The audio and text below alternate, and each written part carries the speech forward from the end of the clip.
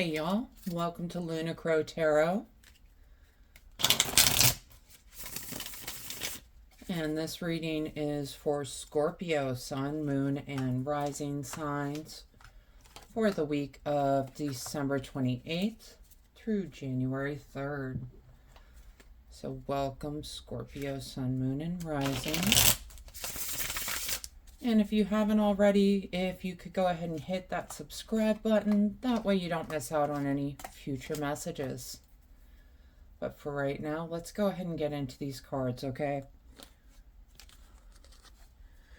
And the first two, we've got the Moon and the Devil. The Moon can kind of be that card of illusion, of what's hidden, of something to watch out for. And the Devil is that card of vices. You can see he's trying to tempt the little girl with the ice cream, the little boy with the bag of money. He's got this grin on his face. He's trying to tempt them into something. I feel like someone's in your life right now that you think has the best of intentions. They do not have the best of intentions. But the good news is, with this Moon card, I feel like it's going to come to light. Right, moving on. Next card, we've got Queen of Swords to the Three of Swords. Swords is that suit of ideas, mind, intellect. It's kind of a measured, balanced kind of an energy. The Queen is really that intuitive influence. It could be a person in your life. Swords are the air signs, Gemini, Libra, Aquarius, but someone who's measured and balanced. And I feel like this might even be you discovering the truth of the matter, because the Three of Swords, it's the suit, it's the card of kind of heartbreak and healing, right? So I feel like this is you finding out the truth of something, and then we've got to go in and heal this. Okay? So sorry that you're going through that. All right, and then we've got the Four of Pentacles to the Five of Cups. Four of Pentacles is that card encouraging you to let go. You know, he's hanging on so tightly to these pentacles because he's afraid of losing them. But he can't pick up any more pentacles because he's too busy holding on to these other ones, right? So it's time to let go, is what I'm hearing. The Five of Cups, you can see she is crying over the 3 cups that have spilt out into the ocean here. But she has got 2 more cups right up here. So I feel like this further encouraging you to let go. It's not doing her any good to be crying over these cups down here. They're gone. They're lost. Now, she's got this wine bottle back here. She could easily refill these cups. There's no reason to be crying over these cups over here. So focus on the good things that are going on.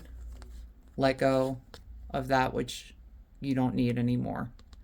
Aren't doing you any good anyways. Okay? All right, and we have got Page of Pentacles, Page of Swords. Pages are those kind of learners of the court cards. They're bringing in new ideas, new patterns. Pentacles is that card, that suit of materiality, earth, could be a Taurus, Virgo, Capricorn, but bringing in new ideas around stability is kind of what I'm feeling. And then Page of Swords, another air sign, Gemini, Libra, Aquarius, but bringing in new kind of ideas. Ideas is the word that's coming through just repeatedly. Ideas. You can see he's carrying a school bag. He's ready to go. He's ready to start his journey. So I feel like they're trying to put you on a new path, a path forward, a path past these things that you need to let go of, whatever's tempting you to stick around. I really kind of feel like you are putting yourself in Pity City with these two. And I like to say you can visit Pity City, but you can't stay there. You can't move in. You can take a little vacation, but you can't stay. All right. I feel like these page cards are encouraging you to kind of check out other options. And the last two that we have got, goodness, 10 of Wands, 9 of Wands. The good news is it's coming to an end.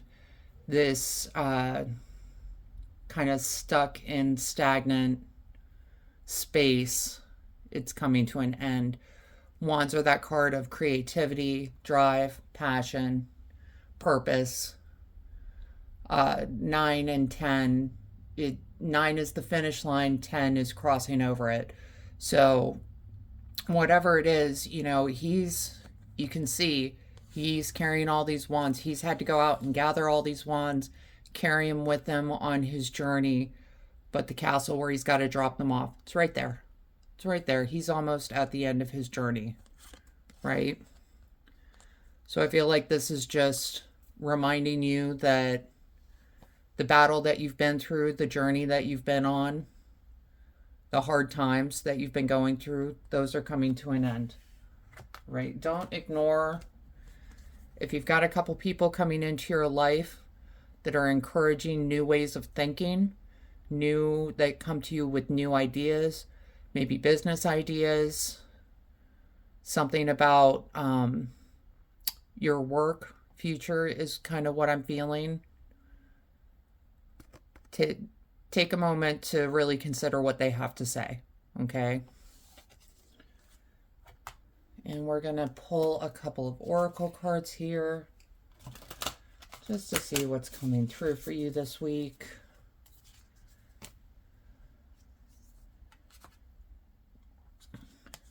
All right. And the first card we get, Breath of the Cosmos, my will to thy will, micromanaging the universe. Okay, I feel like you might feel like you have put in all the work, that you have done all that you were supposed to do, and it did not reap that reward that you were hoping on, maybe betting on. Maybe that's why you're having a hard time letting go. There's something about this you need to give up control over. This is something that you cannot control, right? And this is something I feel like, especially with these two page cards, I feel like you're going to get some help coming in. Maybe from a place you didn't expect. But I feel like, yeah, someone's coming in to help you. You just need to make sure that you're open to receiving that, okay?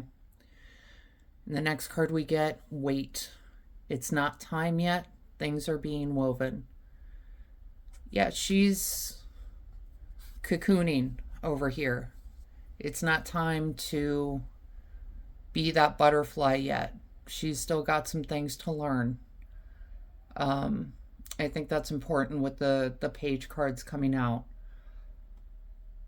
Things are being woven. Things, everyone wants the overnight success, but no one realizes there's really no such thing as an overnight success. You don't see all the hours of work that go into creating, into bringing something new to the world, right? You just see what you think is the overnight success.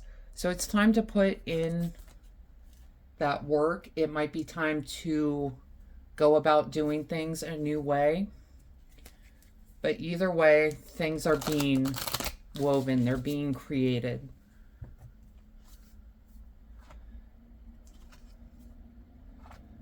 All right. So the first card we get out of here is Sage, wisdom, purification, harmony.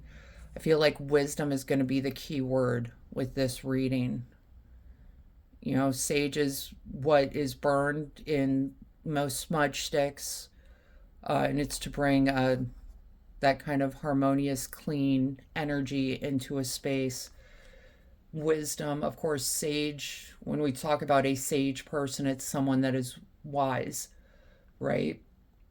I feel like that's going to be so important with this learner energy in the air. Um, Understanding that there is a way to go about getting what you want. It might not be exactly what you think, but it's there. That possibility is definitely there. We need to take some time to gain the wisdom to get there, is what I'm hearing. And the last card, summer, expansion and growth. I'm thinking summer's probably going to be when you start to see the fruits of this labor. And I know that feels like a million years away, but it's really a, a few months. Come on, y'all. We've got the bee flying around here. Bees, of course, kind of that symbol of summer, sure, but teamwork, colonies, bees work together. There's no lone bee out there that's making all the honey. They all work together, they communicate, and that's what leads to that growth and expansion, right? All right, Scorpio, that is the message I've got for you for the week of December 28th.